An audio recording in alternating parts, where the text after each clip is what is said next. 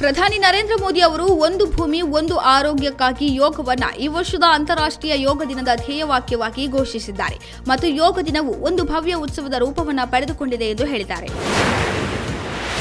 ಮಹಾರಾಷ್ಟ್ರದ ನಾಗ್ಪುರಕ್ಕೆ ಭೇಟಿ ನೀಡಿದ ಪ್ರಧಾನಿ ನರೇಂದ್ರ ಮೋದಿ ಅನೇಕ ಕಾರ್ಯಕ್ರಮಗಳ ಜೊತೆಗೆ ಸೋಲಾರ್ ಡಿಫೆನ್ಸ್ ಮತ್ತು ಏರೋಸ್ಪೇಸ್ ಲಿಮಿಟೆಡ್ ಸೌಲಭ್ಯದಲ್ಲಿ ಲಾಯ್ಟರಿಂಗ್ ಮ್ಯುನಿಷನ್ ಟೆಸ್ಟ್ ರೇಂಜ್ ಅನ್ನು ಉದ್ಘಾಟಿಸಿದ್ದಾರೆ.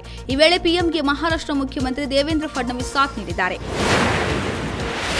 ಪ್ರಧಾನಿ ಮೋದಿ ಅವರು ಭಾನುವಾರ ಛತ್ತೀಸ್ಗಢದ ಭೇಟಿಗೂ ಮುನ್ನ 50 ನಕ್ಸಲರು ಶರಣಾಗಿದ್ದಾರೆ. ಸಿಆರ್ಪಿಎಫ್ ಅಧಿಕಾರಿಗಳ ಸಮ್ಮುಖದಲ್ಲಿ ನಕ್ಸಲರು ಬಿಜಾಪುರದಲ್ಲಿ ಸಮಾಜದ ಮುಖ್ಯವಾಹಿನಿಗೆ ಬಂದಿದ್ದಾರೆ.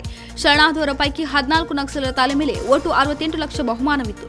ಒಟ್ಟು 50 ನಕ್ಸಲರು ತಮ್ಮ ಶಸ್ತ್ರಾಸ್ತ್ರಗಳನ್ನು ಒಪ್ಪಿಸಿ ಶರಣಾಗಿದ್ದಾರೆ.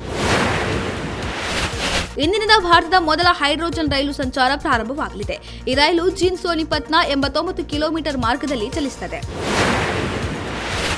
ಕಾಂಗ್ರೆಸ್ ನಾಯಕ ಶಶಿ ತರೂರ್ ಇದೀಗ ಮತ್ತೆ ಪ್ರಧಾನಿ ಮೋದಿ ಹಾಗೂ ಕೇಂದ್ರ ಸರ್ಕಾರದ ನಡೆಯನ್ನು ಶ್ಲಾಘಿಸಿದ್ದಾರೆ.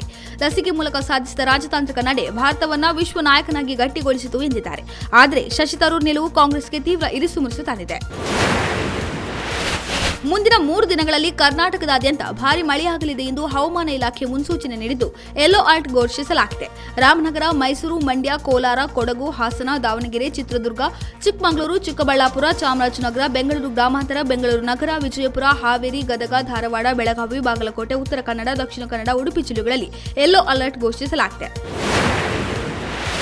ಪರಮಾಣು ಒಪ್ಪಂದಕ್ಕೆ ಸಹಿ ಹಾಕದಿದ್ದರೆ ಮತ್ತು ಪರಮಾಣು ಕಾರ್ಯಕ್ರಮದ ಬಗ್ಗೆ ಅಮೆರಿಕದ ಜೊತೆ ಮಾತುಕತೆಗೆ ಒಪ್ಪದಿದ್ದರೆ ಇರಾನ್ ಮೇಲೆ ಬಾಂಬ್ ದಾಳಿ ನಡೆಸುವುದಾಗಿ ಯುಎಸ್ ಅಧ್ಯಕ್ಷ ಡೊನಾಲ್ಡ್ ಟ್ರಂಪ್ ಬೆದರಿಕೆ ಹಾಕಿದ್ದಾರೆ. ಜೊತೆಗೆ ಇರಾನ್ ಮೇಲೆ ದ್ವಿತೀಯ ಸುಂಕ ವಿಧಿಸುವುದಾಗಿಯೂ ಅವರು ಎಚ್ಚರಿಸಿದ್ದಾರೆ.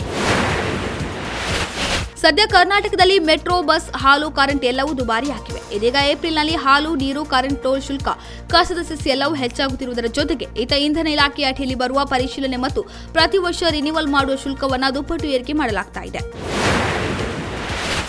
ಇಂದು ನಡೆಯಲಿರುವ ಮಹತ್ವದ ಐಪಿಎಲ್ 2025 ಪಂದ್ಯದಲ್ಲಿ ಮುಂಬೈ ಇಂಡಿಯನ್ಸ್ ಮತ್ತು ಕೋಲ್ಕತಾ ನೈಟ್ ರೈಡರ್ಸ್ ತಂಡಗಳು ಮುಖಾಮುಖಿಯಾಗಲಿವೆ.